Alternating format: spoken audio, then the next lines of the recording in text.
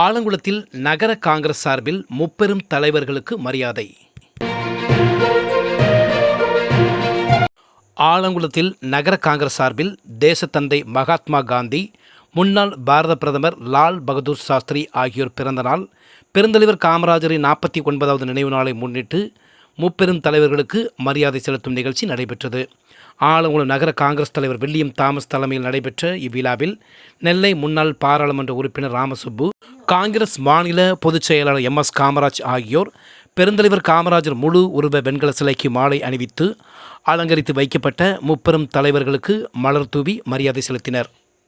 இந்த நிகழ்வில் OBC பிரிவு மாநில பொதுச் செயலாளர் ஞானப்பிரகாஷ், முன்னாள் கவுன்சிலர் MS அருணாசலம், மாநில வழக்கறிஞர் அணி துணைத் தலைவர் பால்ராஜ், நகர துணைத் தலைவர் லிவிங்ஸ்டன் விமல், பொறியாளர் அணி அரவிந்த், நகர பொருளாளர் ஐசக் இமானுவேல், நகர பொதுச் செயலாளர் ஏசுராஜா, ஊடகப் பிரிவு நகர தலைவர் தமிழ்மணி, வழக்கறிஞர் அணி கருப்பசித்தன், ஆலங்குளம் நகர காங்கிரஸ் நிர்வாகிகள் செல்லமணி, பொன்னுச்சாமி, யோபு, பொன்னுத்துறை, துரைப்பாண்டி உட்பட காங்கிரஸ் கட்சி முக்கிய நிர்வாகிகள் பலர் கலந்து கொண்டனர்.